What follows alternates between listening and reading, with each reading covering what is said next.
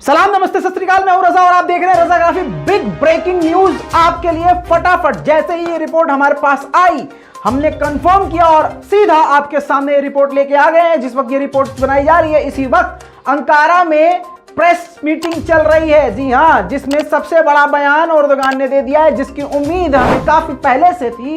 हालांकि तुर्की ने बहुत स्लो बयान दिया है और काफी लेट बयान दिया है, लेकिन बयान एर्दोगान ने सबसे बड़ा दे दिया है। जो अभी तक झूठी खबरें चल रही थी, शायद अब उसी ट्रैक पर धीरे धीरे एर्दोगान आ गए हैं। एर्दोगान ने बयान दिया है और सारी दुनिया के मुस्लिम कंट्रीज को संबोधित करते हुए कहा है कि जो भी मुस्लिम कंट्री फिलिस्तीन की आजादी के लिए आगे आएगी और मैदान अमल यानी मैदान जंग में उतरेगी, उसको हम पॉलिटिकल सपोर्ट करेंगे और मिलिट्री सपोर्ट भी देंगे। दोस्तों, सीधा सीधा ये पैगाम उन देशों के लिए है जो देश बेहद करीब इजराइल के हैं, यानी जॉर्डन, मिस्र और लेबनान। ये तीनों देश के बॉर्डर इजराइल से यानी फिलिस्तीन से मिले हुए हैं। दोस्तों, कोई भी, कहने का मतलब ये है उनका कि कोई भी एक्शन अगर लेगा तो हम यूएन में, ओआईसी में, हर जगह पॉलिटिकल उसको हेल्प देंगे और जरूरत पड़ने पर मिलिट्री सपोर्ट भी दिया जाएगा। अब ये अलग बात है, आप लोग और हम लोग यही सोच रहे हैं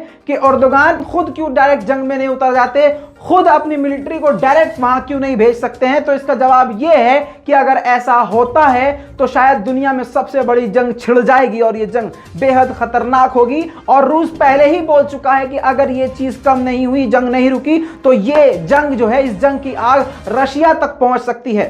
वैसे तो एर्दोगान लगातार हफ्ते भर से बड़े बड़े बयान दे रहे हैं और उनके बयान के तीर ही इजराइल के सीने में चुभ रहे हैं। इसी वजह से इजरायली मीडिया भी लगातार तुर्की को टारगेट कर रहा है। और आपको बता दूं, सबसे बड़ा प्रूफ यह है कि गाजा में, गाजा पट्टी में टीआरटी के दफ्तर को निशाना बनाया गया और टीआरटी के कई सारे पत्रकार भी बुरी तरह से घायल हुए।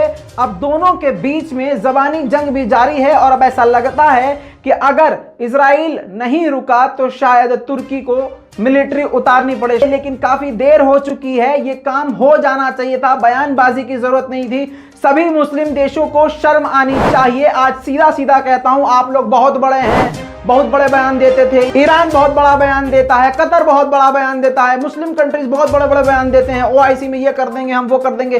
कुछ नहीं किया गया किसी से। 57 मुस्लिम देश हैं। अगर 57 मुस्लिम देश सीधा सीधा इजराइल से ये कह देते कि अगर तुमने 24 घंटे के अंदर अंदर ये गाजा पट्टी पर बमबारी बंद नहीं करी तो इस 57 देशों की मिसाइलों का मुंह इजराइल की तरफ होगा।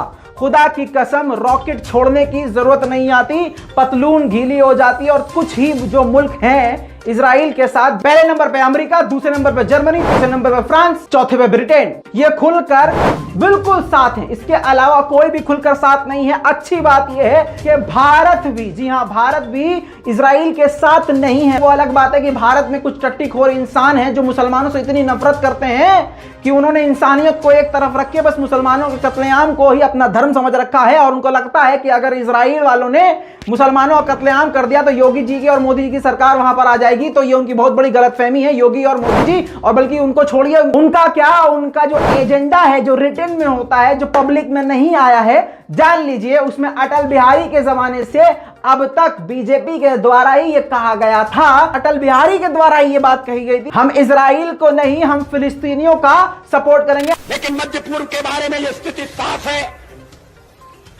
कि अरबों की जिस जमीन पर इजराइल कब्जा करके बैठा है, वो जमीन उसको खाली करना होगी। आक्रमणकारी आक्रमण के फलों का उपभोग करे, ये हमें अपने संबंध में स्वीकार नहीं है। आने वाले वक्त में इस पे स्पेशल रिपोर्ट बना के पेश करूंगा ताकि अंधभक्तों की मुंह तमाशा पड़ जाए। सबसे बड़ी खबर यही है, एर्दोगान अभी भी स्टेटमेंट दे रहे हैं और जल्दी कुछ ना कुछ बड़ा होगा तो वो रिपोर्ट मैं आपके सामने सबसे पहले लेके आऊंगा और आसान जबान में समझाऊंगा। चैनल को सब्सक्राइब कीजिए, लाल बटन दबाइए, इस वीडियो को शेयर कीजिए ताकि आपको इसी तरह से अपडेट मिलती रहे। मैं हूं रजा, आप देख रहे थे रजाग्राफी। जय हिंद।